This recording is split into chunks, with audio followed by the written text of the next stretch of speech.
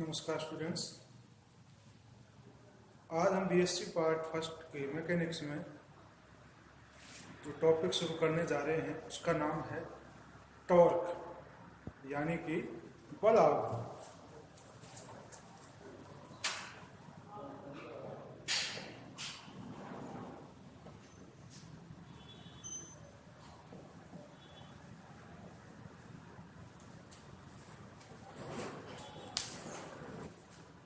जैसा कि हमने पिछले लेक्चर में पढ़ा एंगुलर मोमेंटम।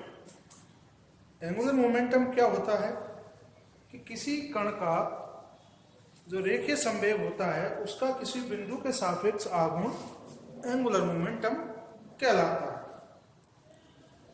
उसी प्रकार उसी डेफिनेशन का हम उपयोग करते हुए बलाघूर्ण की भी परिभाषा दें तो किसी भी फोर्स का, किसी भी बल का किसी बिंदु के सापेक्ष आघूर्ण किसी कण पर आरोपित बल का किसी बिंदु के सापेक्ष आघूर्ण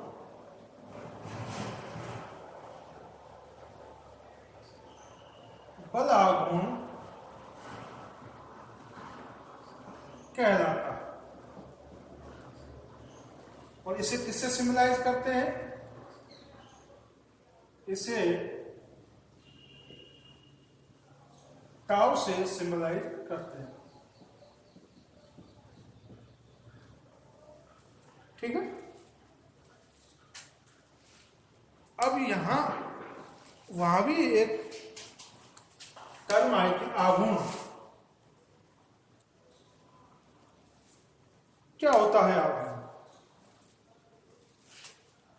किसी भी राशि यदि कोई कण पर आरोपित हो रही है, चाहे वो संवेग हो, वेग हो, बल हो, और उसका किसी बिंदु के सापेक्ष आघूर्ण निकालना हो, जैसे कि ये एक पॉइंट है और यहां एक दूसरा कण है जिस पर ये इस तरह से फोर्स लगा हुआ, और ये जो इस O पॉइंट से ये दूरी है R, तो हमें इस पॉइंट के सापेक्ष आघूर्ण निकालना होता है। आघूर्ण का मान ये होता है कि उस राशि का उस कण की दूरी से क्रॉस प्रोडक्ट को ही हम क्या कहते हैं? आघूर्ण कहते हैं। तो टाउ क्या बना यहां से? बल आघूर्ण टाउ वेक्टर बराबर R vector multiply F vector, equation number 1। आ गया समझ में?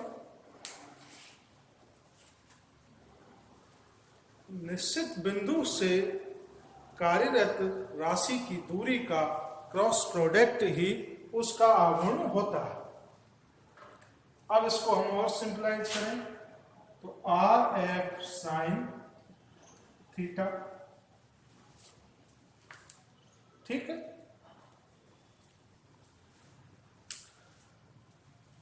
अब इसकी डायरेक्शन क्या होगी? वो ही डायरेक्शन होगी जिस प्रकार हमने एंगुलर मोमेंटम दिखाया था। इसका ये थीटा होगा जो यहां पे आया है। ये जिस तल में होंगे दोनों आर और एफ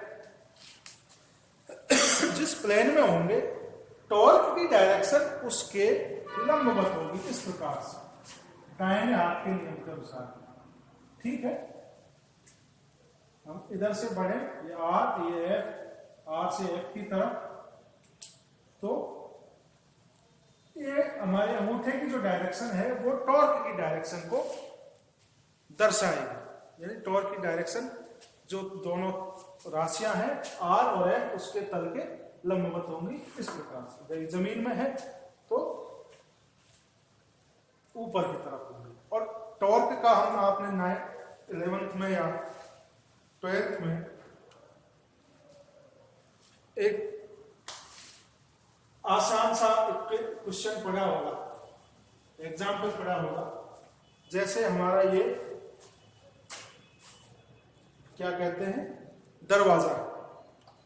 दरवाजे पर हम जो फोर्स लगाते हैं, ये सीधा और सिंपल एग्जाम्पल है टॉर्क का। ठीक है, दरवाजे को खोलने और बंद करने में जब हम उसको आगे पीछे करते हैं तब हम जो फोर्स लगाते हैं, तो उस फोर्स का जो आघूर्ण होता है वो बल आघूर्ण होता है, क्योंकि वो एक निश्चित दूरी से बल लगाते हैं और उसकी जो कार्यरत पॉइंट है वो उसका दीवार में लगा हुआ होता है। अब हम यहां देखें कि टॉर्क का मैक्सिमम मान कब होगा। यदि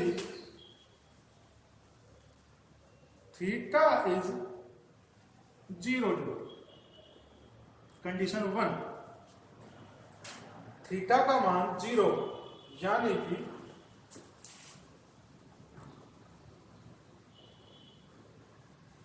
ये पॉइंट है, ये आर वेक्टर है और एफ का भी मान इसी डायरेक्शन में हो, तो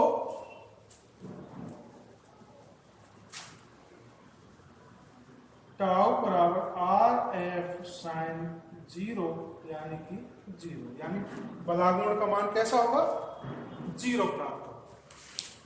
यानी कि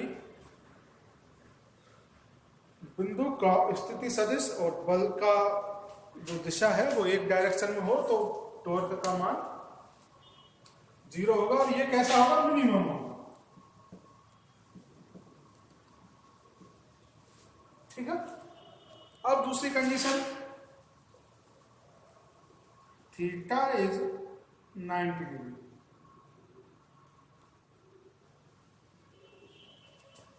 तो R F sine 90 is equal to R F, ये होगा मैक्सिमम।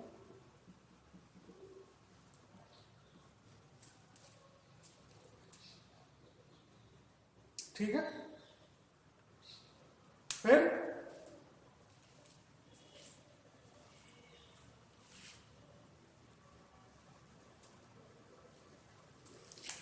अब आता है इसका मात्रक। तो इसका मात्रक आएगा किसका, दोनों का मल्टीप्लाई है ये, बल का और दूरी का, तो न्यूटन मीटर इसका मात्रक आता है। ठीक है,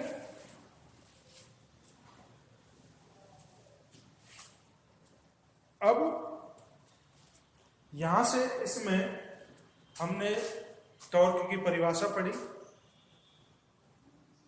और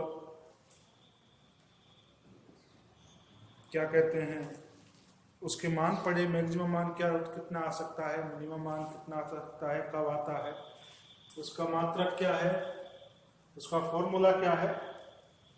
अब हम रिलेशन निकालेंगे कोणीय संवेग और टॉर्क में क्या संबंध है।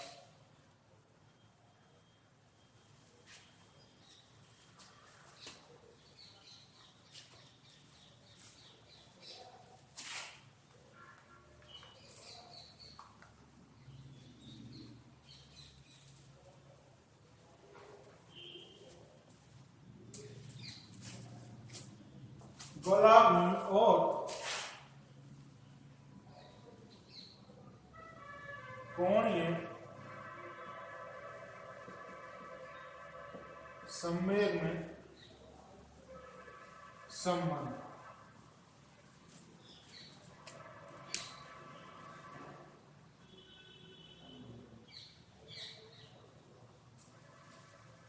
अब कोणीय उसमें संबंध हम देखें तो हम जानते हैं कि कोणीय संवेग जे वेक्टर बराबर आर क्रॉस पी वेक्टर होता है। ठीक है, ये पिछले ही लेक्चर में हम पढ़ चुके हैं। अब इसका समीकरण 1 का समय के सापेक्ष अवकलन करते हैं।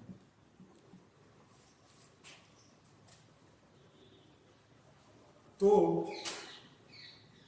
डी जे वेक्टर बराबर डी टी, अब ये दो राशियां हैं तो पहले एक का कर लेते हैं, फिर एक को कांस्टेंट रख लेते हैं, एक फिर दूसरे का कर लेंगे, दूसरे को कांस्टेंट कर देंगे। तो R vector D P vector upon D T plus पहले को कांस्टेंट रख लिया, दूसरे का अवकलन कर लिया। अब पहले का अवकलन करते हैं तथा दूसरे को कांस्टेंट रखते हैं।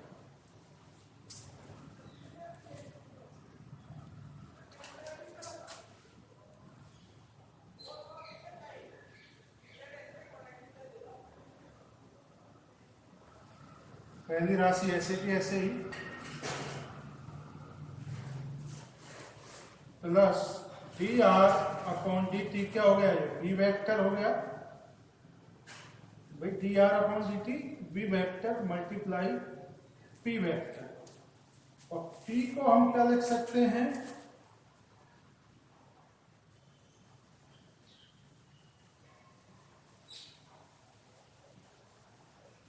B vector cross M B vector. P बराबर क्या होता है, पी वेक्टर बराबर एम बी वेक्टर। तो यहां से एम हम अलग कर लें,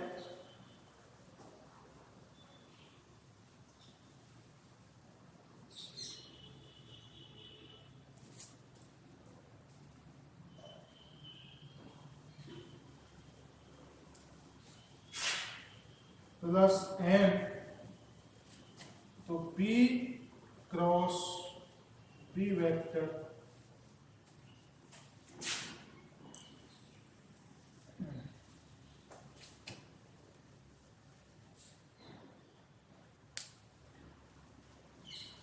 तो यहां से आया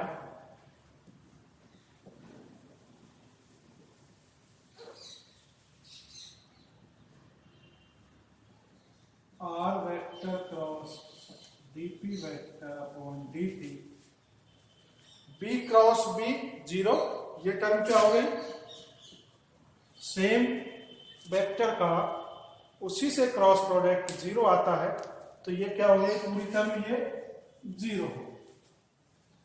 तो D J vector upon D T R cross, संवेग में परिवर्तन की दर क्या होती है, संवेग में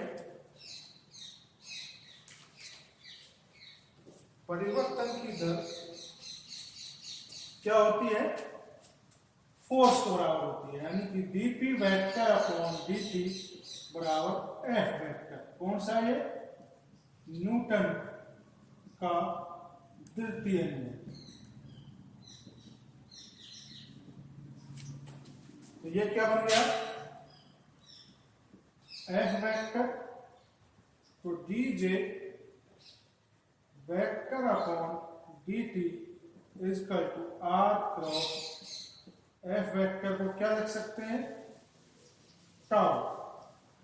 तो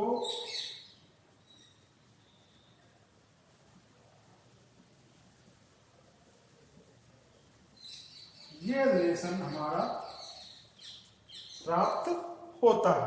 और इस रिलेशन का मतलब क्या है कि कोणीय संवेग में परिवर्तन की दर उस पर आरोपित बल आघूर्ण के बराबर होती है। ठीक है, या इसको आप लिख सकते हैं कि कोणीय संवेग में परिवर्तन की दर आरोपित बलाघूर्ण के बराबर होती। ठीक है भाई। यानी कि